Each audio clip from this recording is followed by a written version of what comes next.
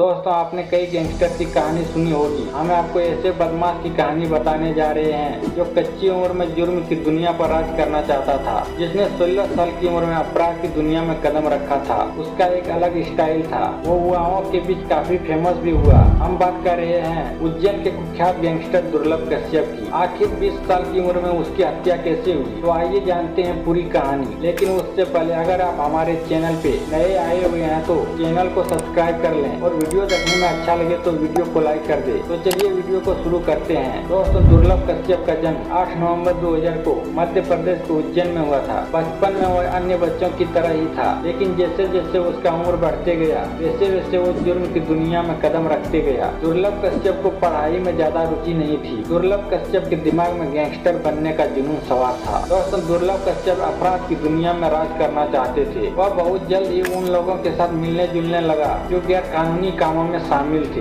उसने अपने इलाके के गुंडों से दोस्ती कर ली। इसके बाद उसने अपना गैंग बनाना शुरू कर दिया और अपने क्षेत्र में अपनी धाक जमाने की कोशिश करने लगा। दुर्लभ ने बहुत कम उम्र में ही सोशल मीडिया का सहारा लेकर खुद को एक अपराधी के रूप में पेश करना शुरू कर दिया। इस गैंग का पहनावा भी दुर्लभ की तरह ही था। यानी कि माथे पर लाल टीका, आँखों में सुरमा, गले में काला गमछा, ये दुर्लभ का स्टाइल था। उसने खुद को गैंगस्टर के रूप में पेश करते हुए सोशल मीडिया पर अपनी तस्वीर और वीडियो डालते थे। इन तस्वीरों में वह हथियारों के साथ नजर आता था। उसकी इन हरकतों ने उसे सोशल मीडिया पर कुख्यात गैंगस्टर बना दिया। दोस्तों, दुर्लभ कश्यप सोशल मीडिया का इस्तेमाल केवल अपने डर को फैलाने के लिए नहीं बल्कि नए सदस्यों को अपने गैंग में शामिल करने के लिए भी करता था। इस गैंग में सबसे अधिक नाबालिग लड़कों की संख्या थी, जो कि उसके एक इशारे पर किसी को भी मारने को तैयार रहते थे। वह युवाओं को हिंसा और अपराध के रास्ते पर चलने के लिए कहता था। धीरे धीरे उसका गैंग बड़ा होता गया और उसकी आपराधिक गतिविधियां बढ़ती गई। दुर्लभ कश्यप ने उज्जैन और उसके आसपास के इलाकों में अपना आतंक फैलाना शुरू कर दिया। वह अक्सर मारपीट, धमकी,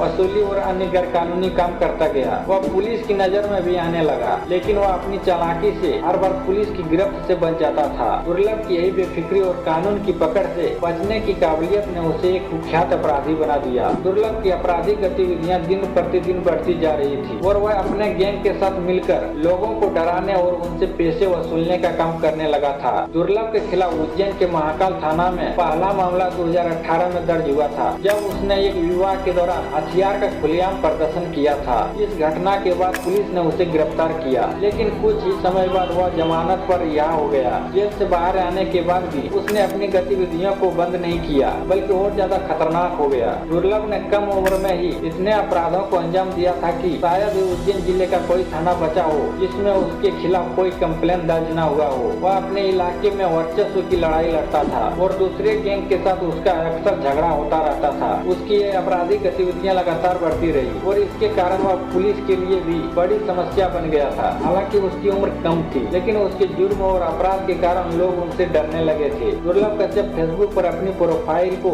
इस तरह से सजाता था जैसे वह एक बहुत बड़ा गैंगस्टर हो। उसकी तस्वीरों में अक्सर धमकियां होती थी और वह खुद को कानून से ऊपर समझता था। उसकी इस छवि ने उसे न सिर्फ उज्जैन में बल्कि आसपास के क्षेत्रों में भी मशहूर कर दिया। युवाओं पर उसका गहरा प्रभाव पड़ा। कई युवा उसकी प्रोफाइल देखकर उसे प्रेरित होने लगे और उसे अपना आदर्श मानने लगे। इसने कई युवाओं को अपराध की ओर धकेला। दुर्लभ कश्यप का अंत भी उसी दुनिया में हुआ जिसे उसने खुद चुना था। 5 सितंबर 2020 की रात दुर्लभ की जिंदगी का आखिरी दिन साबित हुआ। उस रात दुर्लभ और उसकी गैंग के कुछ सदस्य उज्जैन के फिरिंगज इलाके में चाय पीने गए थे। वहाँ किसी अन्य गैंग के सदस्यों के साथ उसका पुराना विवाद था। दुर्लभ का स्वभाव ऐसा था कि वह अपने ऊपर आई किसी भी बात को नजरअंदाज नहीं करता था और छोटी छोटी बातों पर भी झगड़ा करने पहुंच जाता था। दुर्लभ को इस बात का अंदाजा नहीं था कि यह झगड़ा उसकी जिंदगी का आखिरी झगड़ा साबित होगा। उस रात दुर्लभ और उसकी गैंग का दूसरे गुट के गैंग के साथ आमना सामना हुआ और दोनों पक्षों में बहस शुरू हो गई। बहस से हाथापाई और फिर चाकूबाजी तक पहुंच गया। इस झगड़े में दुर्लभ और उसकी गैंग के सदस्य बुरी तरह से उलझ गए। झगड़े के दौरान दूसरे गुट का एक सदस्य जो पहले से ही दुर्लभ के खिलाफ गुस्से में था, उसने चाकू निकाल लिया और दुर्लभ पर हमला कर दिया।